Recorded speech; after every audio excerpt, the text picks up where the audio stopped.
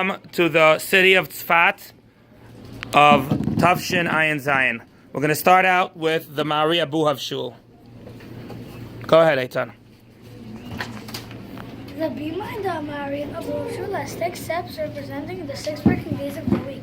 The top level is the 7th level representing the Shabbats. According to the tradition, Rabbi Abuhav designed the shul and his disciples erected the building, the Sefer Tzfat, when they arrived in 1490s after the expulsion from Spain. Next we have the Davidka Canon. The Davidka Canon represents a modern day miracle that happened in Eretz Israel 70 years ago.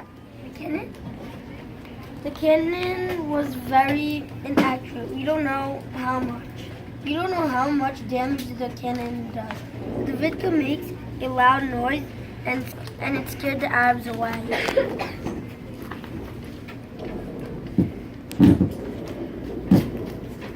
The David cannon was crucial in the Battle of Tzfat during the Israel's War of Independence. The David cannon was a primitive motor cannon that was very inaccurate. It was based on a Kazakh weapon, and the Davidka's constructor and designer was able to construct it in secret. Next, we come to the Ari Shul Sfardi. The Ari was one of the greatest Kabbalists in Tzfat.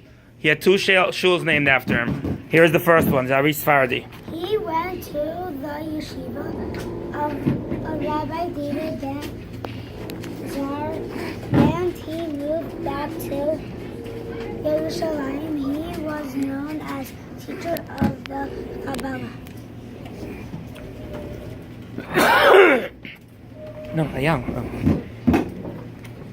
It is one of the oldest shuls in Tzfat.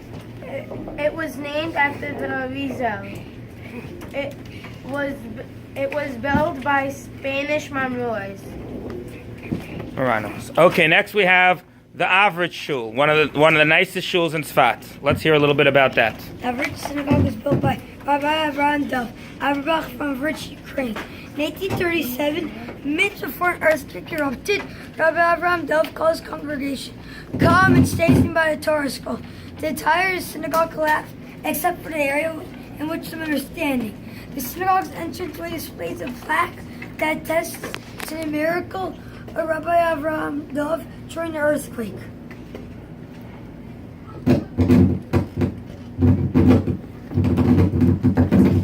Rich shul is also known. Give it to me. Rich shul is also known as the Bat Ayin. It was originally the shul of Rav Avraham Dov Auerbach of Average. In 1837, an earthquake caused the Jewish quarter and the shul to collapse, except for the Jewish men who were praying with the minyan with Rav Avraham Dov. Thank you very much. Now we're going to talk about the Ari Mikvah. The Ari Mikvah is open 24/7, 365 days a year. The Ari Mikvah is formed by natural spring water. People go to the mikvah to pray and give sacrifices.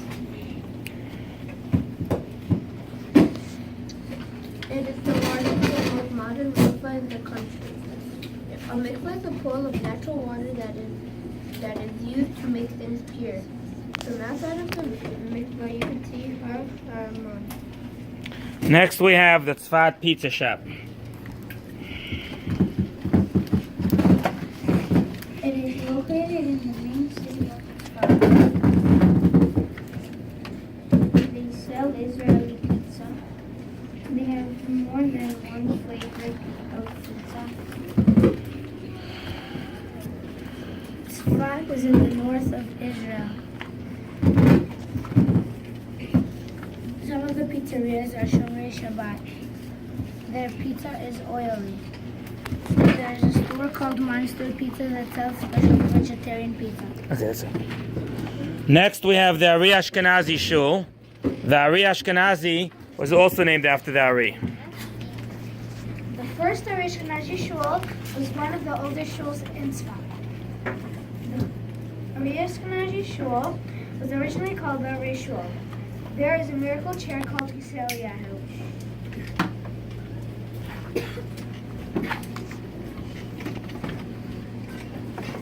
If a mother has problems and can't give birth, Yisrael helps her by giving her a bracha so that she can give birth. The first Ari Ashkenazi shul was destroyed by an earthquake in 1837. The shul was rebuilt 20 years later and is still around now. Next, we have the history of Tzfat. Tzfat is one of the oldest cities in the world. The Hebrew printing press was established in 1577 by Rabbi Eliezer Ashkenazi. On April 16, 1948, the British evacuated Tzfat. In 1974, 102 Israeli Jewish school children were taken hostage by Palestinians.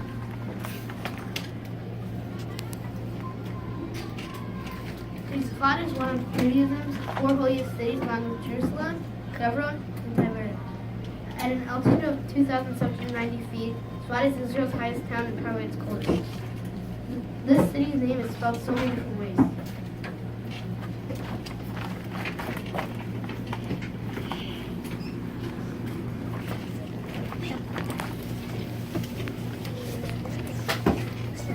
Rabbi Isaac Luria and Rabbi Joseph Caro came to the shul to hear the Ashlik speak. The shul is also called the shul of the Balaam Shul. There originally was no bathroom in the shul.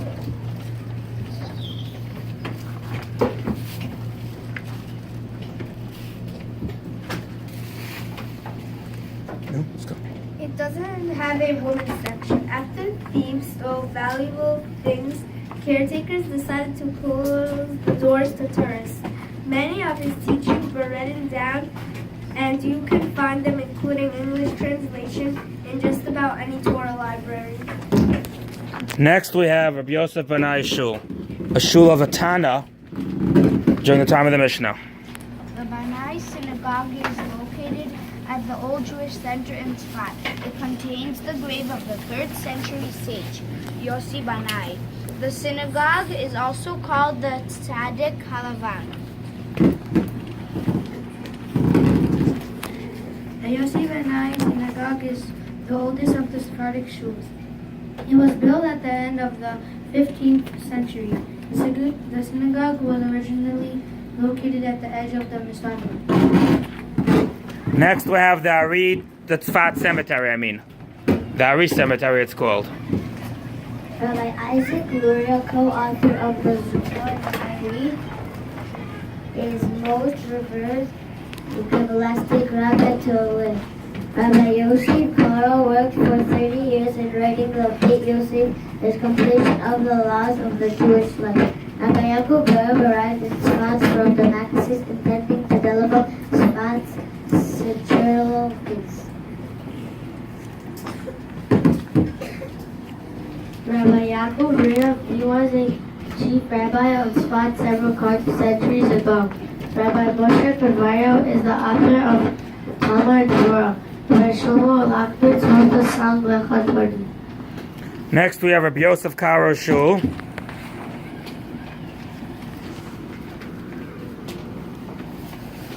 Rabbi Yosef Karo was born in Toledo, Spain during the Christian years and fled from the country at the age of 4.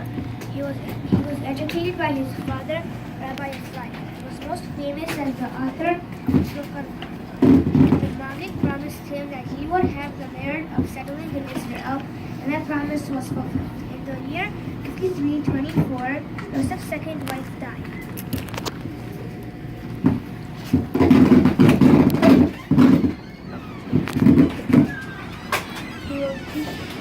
He wrote two famous books, the Shulchan Aruch and the Maggid Mishnah.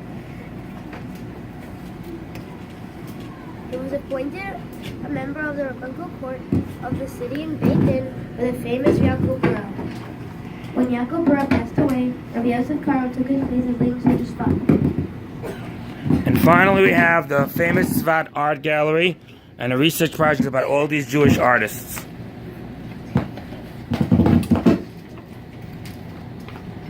Jewish Mordechai Pinchas was known for his paintings and drawing.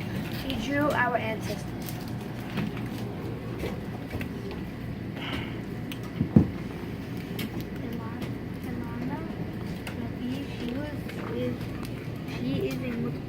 Louder. Elana Ravi. She was born in 1945. She is an artist. Her work spans a variety of painting, drawing, chemistry, and chemical